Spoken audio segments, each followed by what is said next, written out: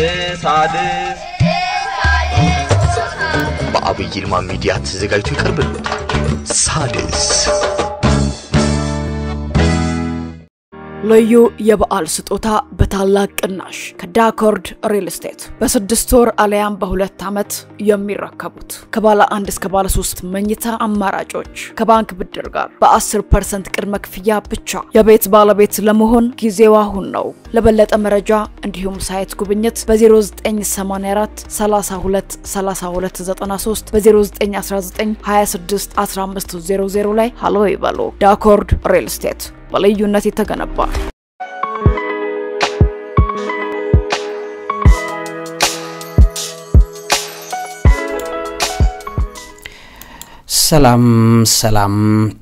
ሰላምና ጤና ፍቅርን በረከትን ያድልልኝ። ክብራትና ክብራን ሳድስ ቤተሰቦቼ እንደምን አላችሁልኝ? እንደምንስ ቆያችሁ? ያላችሁት በሳድስ የሚዲያ ዝግጅታችን ላይ ነው። እንግዲህ በዛሬው ፕሮግራሜ በጣም መሰረታዊ ነገር አሳያችኋለሁ። ትናንትና በነበረን አንድ ፕሮግራም ላይ እንግዲህ ስለ ይሄ ማዘር ኔቸር በሚል ምዕራባውያኑ በተለይም ደግሞ በአሜሪካ ውስጥ አሁን የተቀሰቀሰውን እሳት አደጋ በተመለከተ ይሄ የማዘር ኔቸር ቁጣ ነው በሚል የገለጿት አጋንንታዊ ጣዖት ማናት የሚለውን ፕሮግራም እያቀረብኩ ኢንተርኔት ተቋረጠ። ስለዚህ ይሄን ፕሮግራም ደግሜ ማስራት አለብኝ። ምክንያቱም በኢትዮጵያ ውስጥም ይሄ ችግር ስላለ በተለይም ደግሞ የተፈጥሮ ቁጣ የሚል አገላለጽ አለ። ይሄስ በኢትዮጵያ ልክ ነው ወይ የሚለውን በዚህ ፕሮግራም ያሳያችኋለሁ። ሌላኛው ደግሞ ስለ ተፈጥሮ፣ ስለ ተራራ፣ ስለ ሸንተረር፣ ስለ ሀገር መዝፈን ዘፈን መዝፈን ኃጢያት አይደለም የሚል አለ ነው ወይስ አይደለም በሚለው በዚህ ላይ ክሊር አድርግላችኋለሁ። እንደ ዛፍን ቅቤ መቀባት አይነት ተግባራት ኢትዮጵያ ውስጥ አሉ፣ የዛፍ አምልኮቶች። ይሄስ ምንድነው እንዴት ይታያል የሚለውን በዚህ ፕሮግራም ላይ አሳያችኋለሁ። የኮከብ ቆጠራዎች አሉ፣ የሚከናወኑ ኮከብ ቆጠራዎች። እነዚህም ከዚህ አምልኮት ጋር የሚያያዙ ናቸው። እኔ ኮከቤ ሊዮ ነው፣ ቪርጎ ነው፣ እንደዚህ ነው የተባለ በኢትዮጵያ ውስጥ ይታወቃል። አንዳንድ ሰዎች ይህን ተግባር ይፈጽማሉ። ይሄ ከማዘር ኔቸር አምልኮ ጋር ምንድነው የሚያያይዘው? የኤርዝ ወርሺፕ ምንድነው? እዚህ ውስጥ አሳያችኋለሁ። ጋያ ብለው የሚሏት ጣዖት ጋር የተያዘውስ ነገር ምንድነው የሚለውንም በደንብ አድርጌ ክሊር አድርጌ ይሄን ፕሮግራም ስለ እግዚአብሔር ምነግራችሁ ሳታውቁት በህይወታችሁ በብዙ ነገር ወደ ህይወታችሁ ገብቶ ህይወታችሁን የተበተበ ነገር አለ። እግዚአብሔር የሚመለክ አምላክ ነው። ነገር ግን እግዚአብሔርን ባለማምለክ ውስጥ የመጡ የህይወት ኪሳራዎች በተቀላላ ሰው ልጆች ዋጋ እየከፈሉ ያሉበት ዘመን ስለሆነ በጣም ብዙ ሰው ዋጋ እየከፈለ ነው ያለው።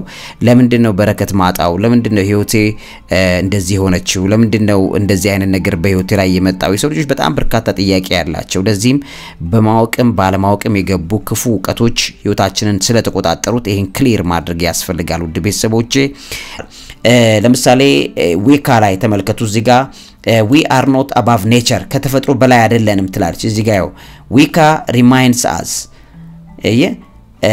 እኛ ከተፈጥሮ በላይ አይደለንም። ተፈጥሮ እኛን ትበልጥ አምልኮቶቻቸው ነው። we are not above nature but a vibrant part of it እኛ ከተፈጥሮ በላይ አይደለም፣ የተፈጥሮ አካል ነን። ዊካ reminds us ይሄ አስተሳሰባቸው ነው። ውድ ቤተሰቦች ዊካን ፕሬየርስ ዊካዎች ይወላችሁ እኒ አጋንንቶች ጸሎታቸውን ተመልከቱ እንዴት እንደሚያረጉ። አጋንንታ ያምልኮት ነው።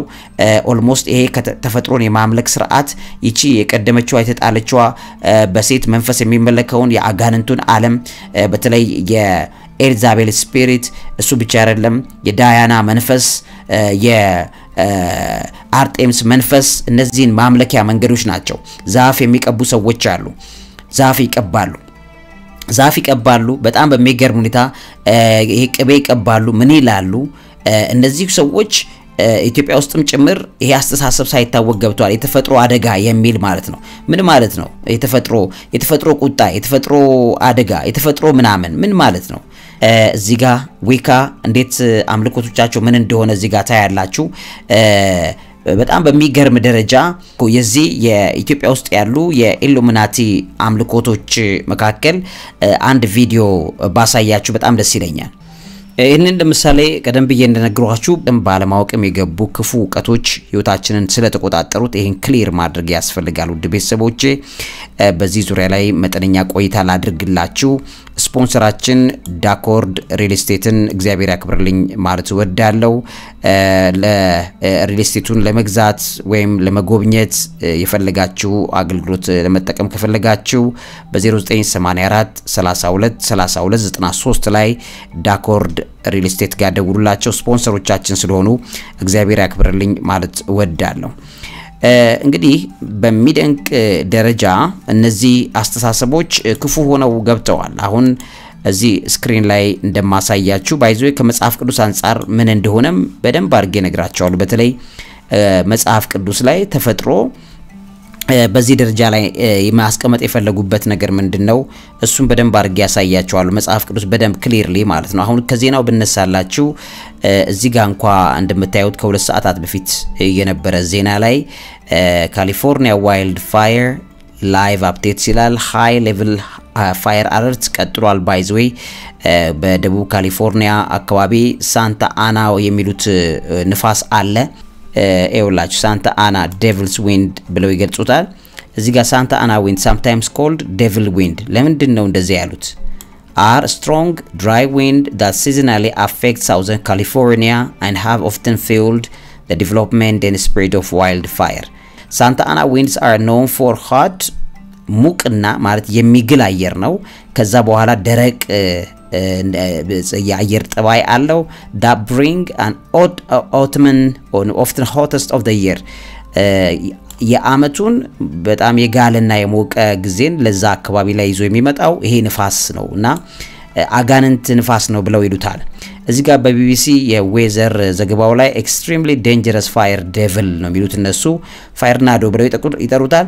በአጠቃላይ ይሄ አጋንንታዊ ስያሜ ለዚህ ለአየሩ ጠባይ ሲሰጡት ታያላችሁ። ምንድነው ምክንያቱ የሚለው በደንብ ልናይ ይገባናል ማለት ነው። ይሄ ሳንታ አና የሚሉትን የአጋንንታዊ ንፋስ ብለው የሚሉትን አሁን እሳቱን እየጨመረ ያለው እሱ ነው።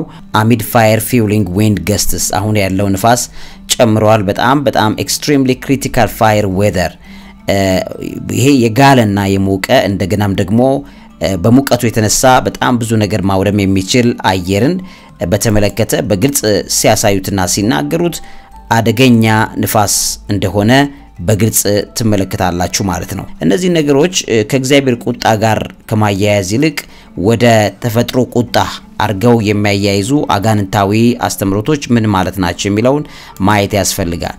በብዙ ዜናዎች ላይም ስታዩ እዚህ ጋር እንደምታዩት ለምሳሌ no the Los Angeles inferno is not mother nature's revenge የማዘር ኔቸር ሪቬንጅ በቀል አይደለም ያሉ ይከራከራሉ። ግማሾቹ የማዘር ኔቸር በቀል ነው ይላሉ። የማዘር ኔቸር በቀል ነው አይደለም ምን ማለት ነው? የእግዚአብሔር ቁጣን ላለመቀበል የሚደረግ ዋጋ አሁንም ዋጋ ያስከፍላቸዋል። ቁጣው የእግዚአብሔር ነው።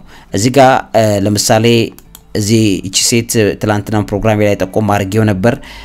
የምትናገረው የምታወራው ነገር በተቀላላ ስታዩ የራሷ ሴትየዋ ምን ትመስላለች? እዚህ ጋር ስታዩት almost demonic የሆነ ሴትዮ እንደሆነ ታስታውቃለች።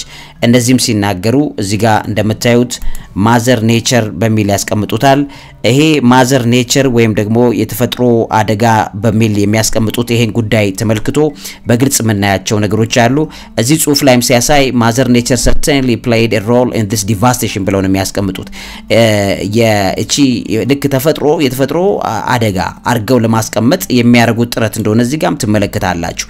የእግዚአብሔርን ቁጣ ከተፈጥሮ አደጋ አንፃር አርጎ ማስቀመጥ በጣም አደገኛ እንደሆነ እናስተውላለን። እዚህ ጋር እንግዲህ ማዘር ኔቸር certainly played a role እግዚአብሔር ከሚል ይልቅ ተፈጥሮአችን የተፈጥሮ አደጋ በሚል ያስቀምጡታል። ይሄ ጉዳይ በጣም አደገኛ ነው። በእግዚአብሔር ስራ ላይ ጣልቃ ገብቶ የእግዚአብሔርን ስራ እግዚአብሔርን ቦታ ላለመስጠት የሚደረግ ትግር እንደሆነ ታያላችሁ። እዚህ ጋር fire is mother nature's force not her anger ብለው ያስቀምጡታል። ስለዚህ ልክ እግዚአብሔርን አላደረገም ብለው ለተፈጥሮ ይሄንን መስጠት ማለት ነው። ምንድነው እዚህ አስተሳሰብ መነሻውስ መገኛውስ ምንድነው የሚለውን እናየዋለን። ለምሳሌ ይሄ በሲኤንኤን ላይ የቀረበው መረጃ ላይ እንደሚያሳየው we don't know what mother nature ደጋግሞ ይጠቀሙታል። እዚህ ጋር ለምሳሌ በሌላ ስታዩት mother nature's fury is powerful wrath የእግዚአብሔር ቁጣ ከማለት ይልቅ የማዘር ኔቸር ቁጣ በሚል ያስቀምጡታል። ይሄ አጋንንታዊ ነገር በጣም በሚያሳዝን ደረጃ እግዚአብሔርን የሚያስቀይምና የሚያስከፋ እንደሆነ በትክክል ልንረዳው ይገባናል ማለት ነው። ሁሉንም ስታዩ ከማዘር ኔቸር ጋር USA Today የሚለው ሚዲያ ላይ እንደዚሁ ከቀረቡት ነገሮች መካከል ዜናዎቹ እዚህ ጋር እንደሚያስቀምጥ ማዘር ኔቸር ዲሳይድስ ልክ ተፈጥሮ የምትወስን አርጎ ያስቀምጠዋል። ይሄ የእግዚአብሔርን አምልኮ መሸፈኛ ነው። እንደ ቀላል እንዳታዩት። እዚህ ጋር ሌላ ለምሳሌ በዚህ ዜና ላይም ስታዩት ማዘር ኔቸር ብለው ያስቀምጣሉ። wrath of mother nature የማዘር ኔቸር ቁጣ ነው በሚል ያስቀምጡታል። ይሄ እንግዲህ በጣም ጥንቃቄ የሚያስፈልግ ነገር ነው ውድ ቤተሰቦቼ። ለምሳሌ እዚህ ጋር ምን ይላል? እዚህ ጋር respect mother nature or suffer her wrath ማዘር ኔቸርን አክብሯት ካልሆነ ግን ቁጣዋን አትችሉትም። ልክ የእግዚአብሔር ቁጣ ከሚል ይልቅ የማዘር ኔቸር ቁጣ በሚል ያስቀምጡታል። ይሄ አጋንንታዊ አስተምሮት ነው። አጋንንቶች የሚጠቀሙት ጣዖታዊ አምልኮት ነው። እዚህ ጋር እንደሚያሳያችሁ ሪስፔክት ማዘር ኔቸርን አክብሯት ካለዛ ቁጣዋን አትችሏትም ብሎ ያስቀምጣሉ። ይሄ እንግዲህ እዚህ ጋር እንደምታዩት ኒታኦ ብሎ ያስቀምጠዋል። እነዚህ የታኦይስቶች የሚባል አስተምሮት አለ። ማዘር ኔቸር ላይ መሰረት አድርገው የሚሏት እንግዲህ ጣዖት ናት። እዚህ ጋር እንደምታዩት እቺ ጣዖት ናት። ዳያና ወይም ደግሞ ሐዋርያው ጳውሎስ ሊያስተምር ባለበት ሰዓት ላይ የአርጤምስ ሐውልት በሚል የተቀመጠችዋን ሐውልት ሊያስፈርስ ብሎ ሐዋርያው ጳውሎስ በሚል በጣም በብዙ መልኩ የሚያረጋቸው ነገሮች እንዳሉ ታያላችሁ። እዚህ ጋር እንግዲህ የማዘር ኔቸርን መሰረት ተደርጎ የምታዩዋቸው ነገሮች አሉ። እዚህ ዳያና በሚል የሚያስቀምጧት እቺ ጣዖት ናት። በዚህኛው መልኩ ስታዩ ደግሞ በግሪክ ኔቸር ማዘር ኔቸር ብለው ያስቀምጧታል፣ ወይም ደግሞ ማዘር እርዝ ብለው ያስቀምጧታል። እርዝ ማዘርም ሊሏት ይችላሉ። ይሄ ተፈጥሮን ልክ እንደ ሰው ወይም ስብዕና እንደሚመለክ አካል አድርጎ ፐርሶኒፋይ የማድረግ ስራ እዚህ ጋር እንዳለ ታያላችሁ። ይሄም በተለይ ማዘር ጎደስ ብለው ይሏታል ማለት ነው። እናታችን ጣዖቷን እናታችን ምናምን ብለው ይጠሯታል። ይሄ አደገኛ መንፈስ በዓለማት ላይ የእግዚአብሔርን ክብር ለመሸፈን የደረገ መንፈስ እንደሆነ በትክክል ታያላችሁ። ማዘር ጎደስ ብለው ለምሳሌ እዚህ ጋር የሚያስቀምጧት ማዘር ጎደስ is a major goddess characterized as a mother or progenitor እንደሆነች አርገው ያሳዩዋታል። ከዛ ከፈርቲሊቲ ከፉልፊሊንግ of the cosmological role እንዳልኳችሁ ቀደም ብዬ በመራባት ኮስሞሎጂ በዚህ በስነፈለግ ሳይንስ ላይ ያሉት ነገሮች በጠቅላላ የጁፒተር አምላክ የምናምን አምላክ ብለው እኚህን የምትቆጣጠር ናት በሚል እቺን ጣዖት ማዘር ኔቸር እያሉ ያመልኳታል። እንግዲህ ይሄ እግዚአብሔር ቁጣን ያመጣል። ባይ ዘ ዌይ በግሪኮች በብዙ መልኩ ሲዝኖችን ወቅቶችን ለመከፋፈል ብለው በመጠቀም ማዘር ኔቸር የሚሏትን እቺን ጣዖት ያመልኳት ነበረ። አሁንም ድረስ ያን አምልኮ በአሜሪካ ውስጥም ታዩታላችሁ። እግዚአብሔርን ቁጣ ከመቀበል ይልቅ የማዘር ኔቸር ቁጣ ነው ብሎ ማለት ነው። በሮማዎቹም ጭምር በቬኑስ ጣዖት ላይ አድሬሲንግ ቬኑስን እንደዚህ አድሬስ ያደርጓታል። ልክ ቬኑስን ማዘር ኔቸር ወይም ደግሞ አድሬሲንግ ቬኑስ አዝ vertebral of mother nature የማዘር ኔቸር vertebral እንደሆነች አርገው ያሳዩዋታል እዚህ ጋር እንደምታዩት ማለት ነው። እንግዲህ እኚህን ነገሮች ሁሉ ስታዩ በኢትዮጵያ ውስጥም እነዚህ አነጋገሮችና ቃላቶች ቀላል ይመስላሉ፣ ግን ገብተው የሰውን ህይወት ኮንትሮል አርገዋል። ስለዚህ ይሄንን ልንረዳ ይገባል ማለት ነው። medieval Christian thinkers did not see nature as inclusive for everything but thought that it had been created by God ተፈጥሮ በእግዚአብሔር የተፈጠረች ናት እንጂ ራሷ እግዚአብሔር ሆና የምትመለክ አይደለችም። ሳይታወቅ ግን በጣም ብዙ ሰዎች ይሄንን ያደርጋሉ። ጨረቃን ያመልካሉ፣ የጨረቃን የፀሐይን ምናምን በደንብ አድርገው ያመልካሉ።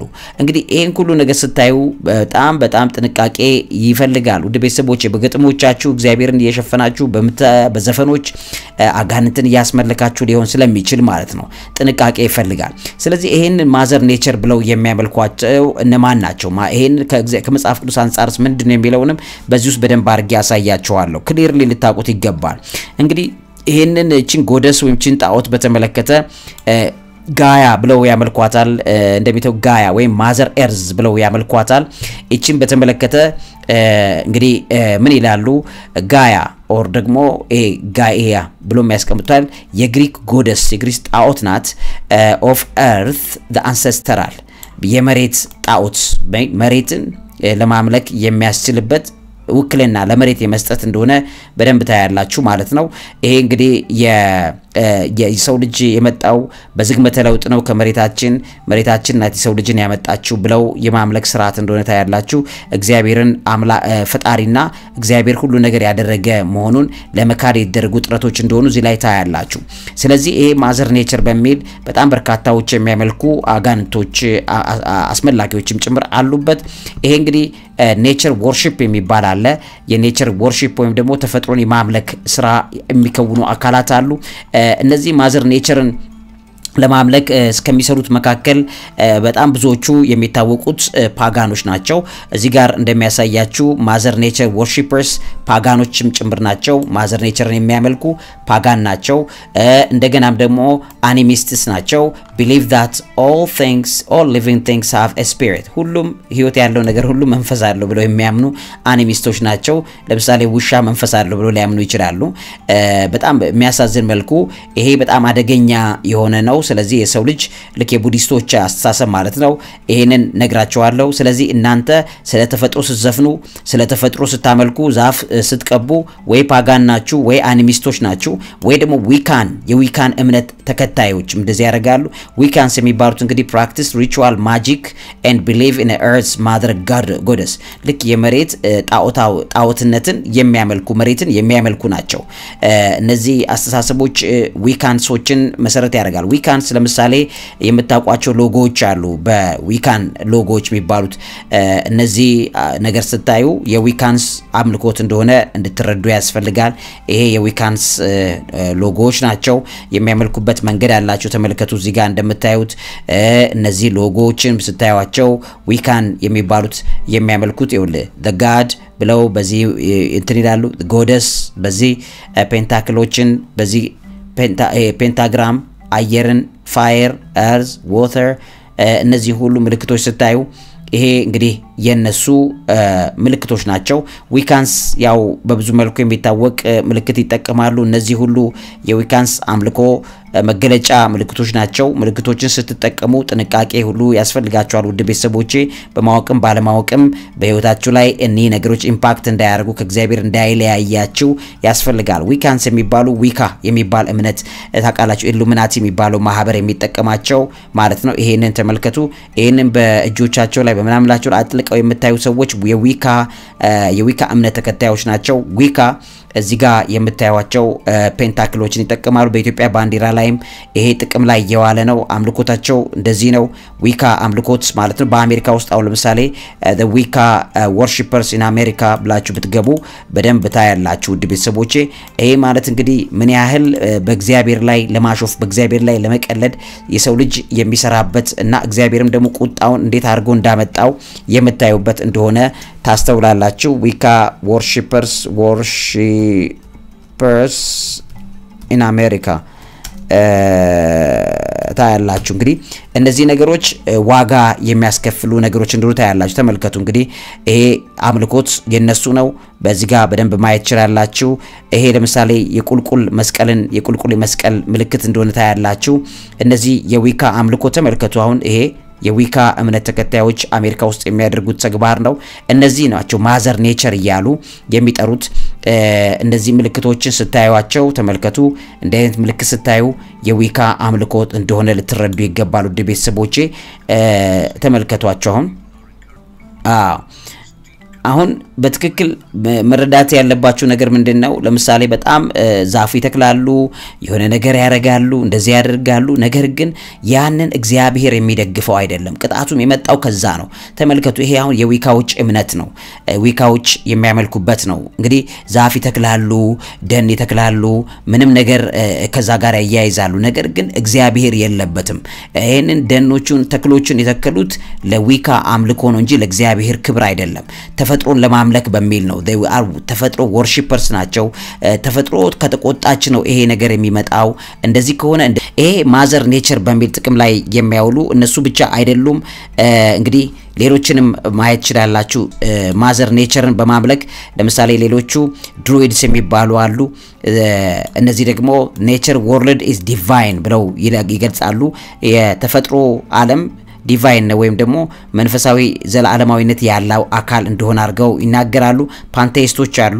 እነዚህ ደግሞ believe that nature, the universe and reality are the same as a supreme entity or divinity ብለው ያስቀምጡታል ማለት ነው።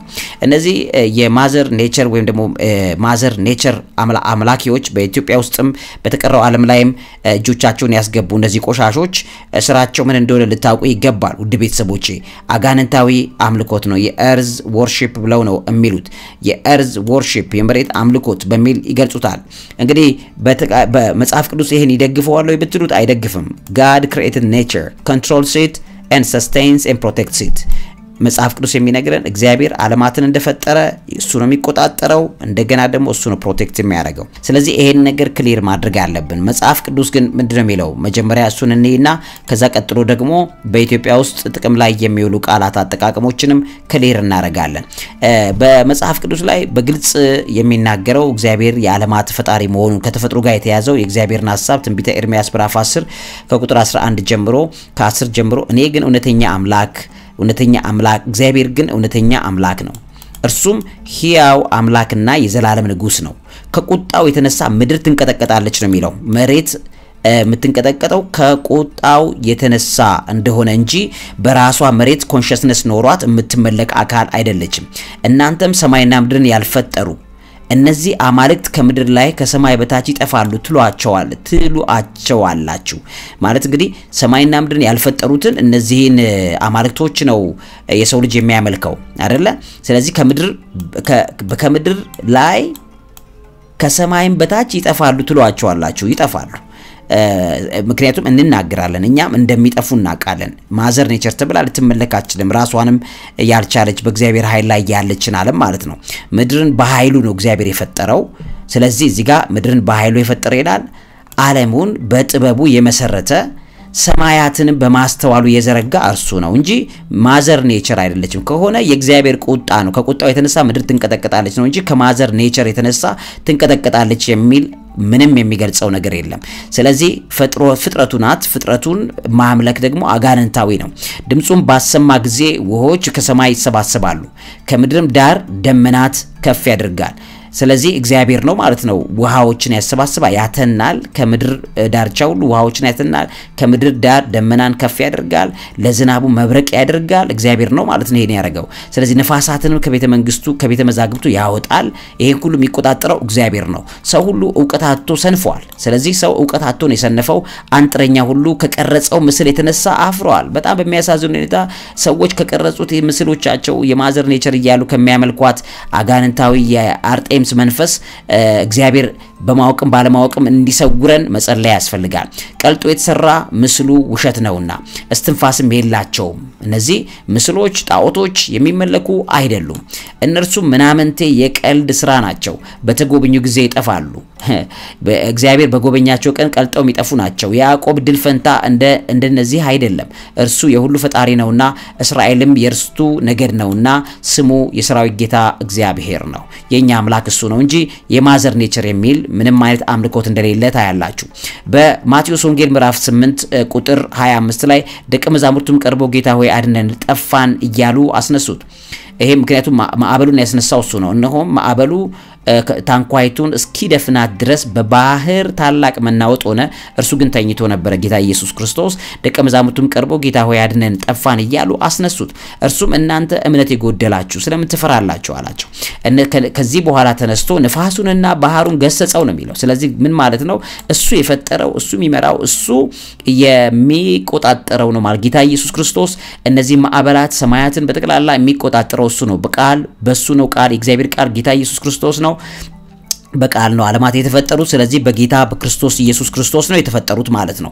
ስለዚህ እሱ ባህሩ ተነስቶ ሲገስጸው ባህሩ ምድሩ አሁን የምትመለከው ይሄ ሁሉ የጁፒተር አምላክ የሳተርን አምላክ ምናምን ቪርጎ ሊዮነኝ እኔ እንዲህ ነው ተብሎ የሚመለኩ አጋንንቶች በተቀላላ ጸጥ ይላሉ ማለት ነው። ምክንያቱም ታላቅም ጸጥታ ሆነ ይላል። ጌታ ባህሩን ገሰጸው። ሰዎቹም ንፋሳትና ባህር እንኳን የሚታዘዙለት ነው የሚለው። ንፋሳትና ባህር እንኳን የሚታዘዙለት ይህ ያለ ሰው ነው ይህ እንዴት ያለ ሰው ነው እያሉ ተደነቁ። ምክንያቱም ጌታ ኢየሱስ ክርስቶስ በእኛ እግዚአብሔር ነው፣ እሱ የእኛን ስጋ ሲለብስ ነው ኢየሱስ ክርስቶስ የተባለው። ስለዚህ እንዴት ያለ ሰው ነው አሉት። ፍጹም ሰው ፍጹም አምላክ ነው። ስለዚህ እንዴት ያለ ፍጹም ሰው ነው ብለው ተደነቁ። እሱ ግን እግዚአብሔር መሆኑን አላወቁም ነበር። የዛ ሰዓት ላይ ይጠረጥራሉ፣ ይገምታሉ። እሱ የነገራቸው ነገር ያምናሉ፣ ነገር ግን አምነው እስኪቀበሉ ትንሣኤን ይጠብቁ ነበር። ስለዚህ በዛ ሁሉ ነገር ውስጥ እንዴት ያለ ሰው ነው ብለው ይደነቁ ነበር ማለት ነው። ማዕበላትን ንፋሳትን የሚገስጽ ነው እንጂ እሱ የሚመለከው የሱ ስራዎች ናቸው እንጂ ማዘር ኔቸር ተብሎ በየዛፉ ላይ ቅቤ እየተቀባ የተፈጥሮ አደጋ የተፈጥሮ ቁጣ እየተባለ ንግግር አደገኛ አጋንንታዊ ንግግር እንደሆነ እዚህ ጋር በደንብ ታስተውላላችሁ ውድ ቤተሰቦቼ። በኦሪት ዘፍጥረት ምዕራፍ 8 ቁጥር 20 ጀምሮ ያለውን ነገር ደግሞ ማየት ይችላልላችሁ። እንግዲህ ከ18 ጀምሮ እንኳን ብታዩት ኖህም ልጆቹን እና ሚስቱን የልጆቹን ሚስት ይዞ ወጣ።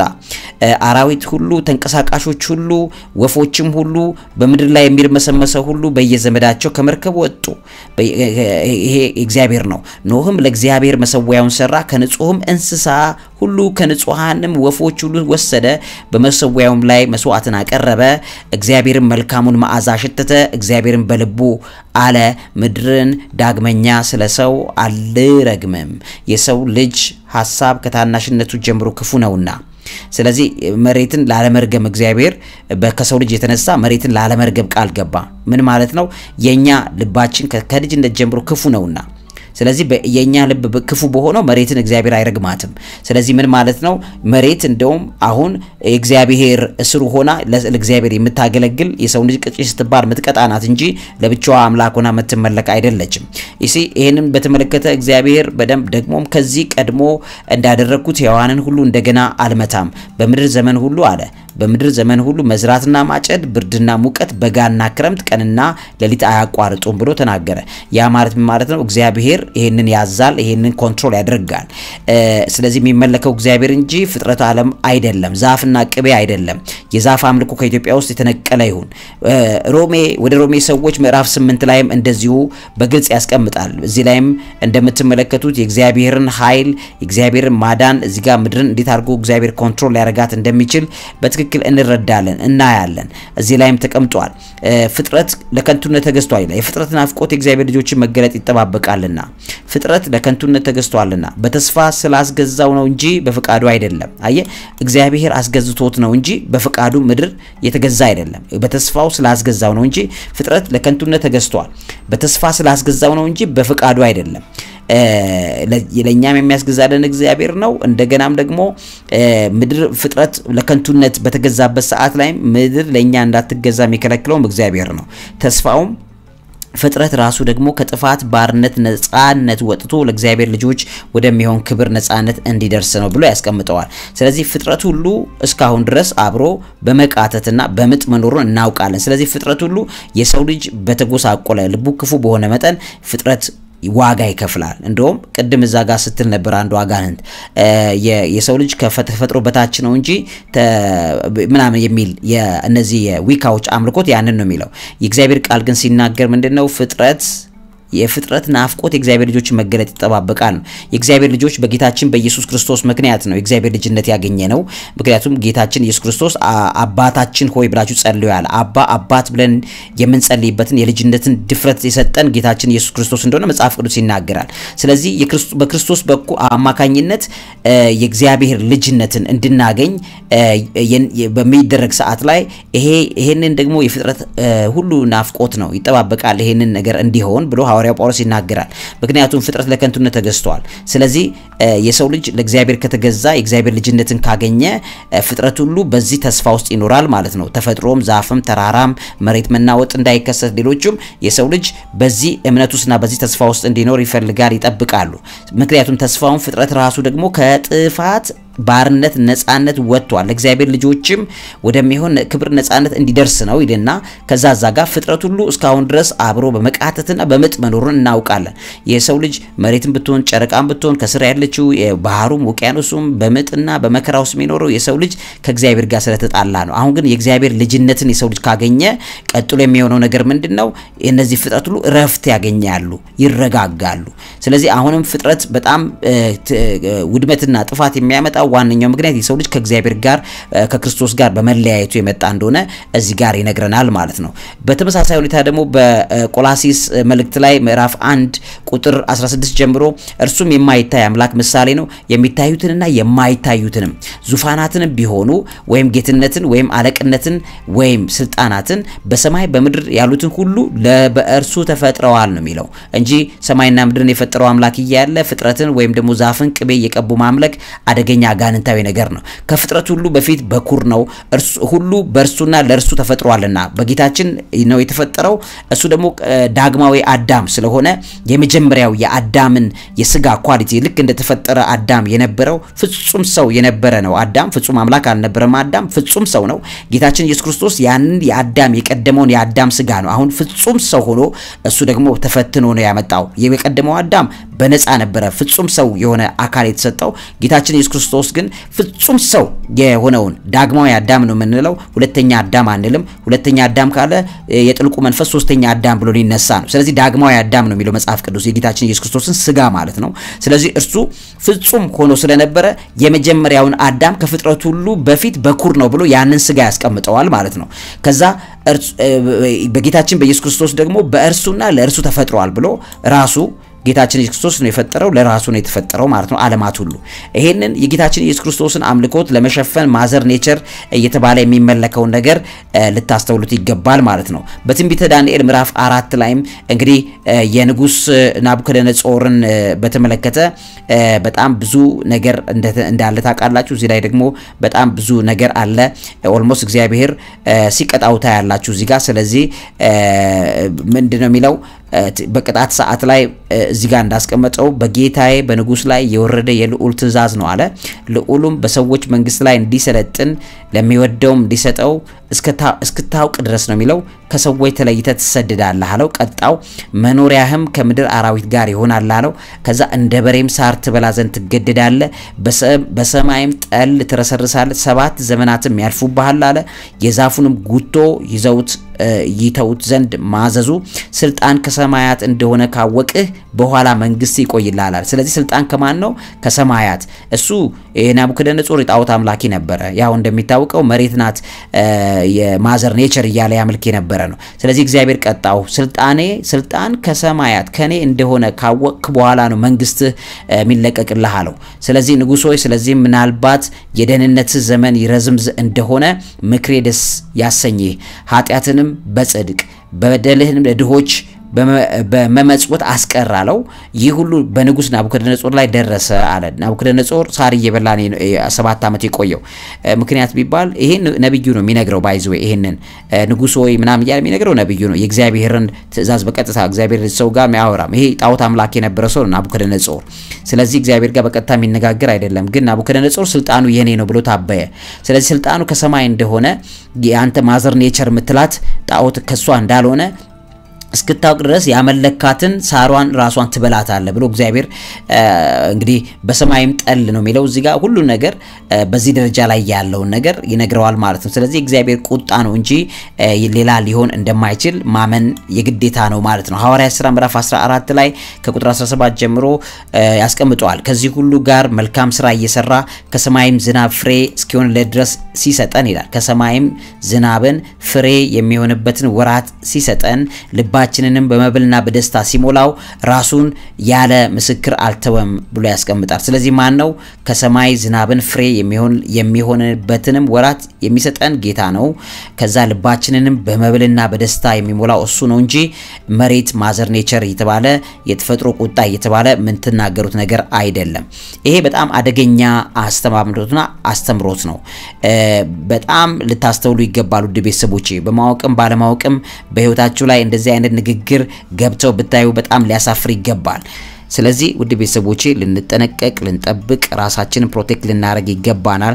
ማዘር ኔቸር የሚባል ቆሻሻ አምልኮት በኢትዮጵያ ውስጥ እንዲስፋፋ ተደርጎ የሚሰራበትን ነገር እኛ ግን ነቅተናል። በፍጹም አሳልፈን አንሰጥም። ዕውቀቷን እናቃታለን። ምን አስበው እንደሚያደርጉ ሁሉ እናቃለን። ይሄንን ነገር እናወግዛለን። ማስታወቂያ ሰምተን እንመለስ። ልዩ የበዓል ስጦታ በታላቅ ቅናሽ ከዳኮርድ ሪል ስቴት በ6 ወር አለያም በ2 ዓመት የሚረከቡት ከባለ 1 እስከ ባለ 3 መኝታ አማራጮች ከባንክ ብድር ጋር በ10% ቅድመ ክፍያ ብቻ የቤት ባለቤት ለመሆን ጊዜው አሁን ነው። ለበለጠ መረጃ እንዲሁም ሳይት ጉብኝት በ0984 32 32 93 በ0919 26 1500 ላይ ሃሎ ይበሉ። ዳኮርድ ሪል ስቴት በልዩነት የተገነባ እንግዲህ ክብራትና ክብራን የሣድስ ቤተሰቦቼ ፕሮግራማችንም በዚሁ ሊደመደም ነው። እንግዲህ ያው ስፖንሰሮቻችን እግዚአብሔር ያክብርልን ማለት ነው። ዳኮርድ ሪል ስቴት በጣም እግዚአብሔር ያክብርልን። ለመግዛት ከፈለጋችሁ ዳኮርድ ሪል ስቴት ግዟቸው። በጣም ብዙ መልካም ነገር አላቸው። እግዚአብሔር ያክብርልን። በ0984 32 33 93 ላይ ደውሉላቸው። ፕሮግራማችን በዚሁ ይደመደማል። እንድታውቁት እንድትነቁበት ነው። የተፈጥሮ አምልኮ ተብሎ የሚተገበረውን ተግባር ካልነቃችሁበት ሳታውቁት በዛ ውስጥ ተጠምዳችሁ ሊሆን ስለሚችል መረጃ እንዲኖራችሁ ብዬ ፕሮግራም አካፍልኳችሁ። ለዚህ አእምሮ ምግብ አዘጋጅና አቅራቢ መምህርና ጋዜጠኛ አብይ ይልማ። እውቀት ታላቁ እግዚአብሔርን ታከብራለች። ሣድስ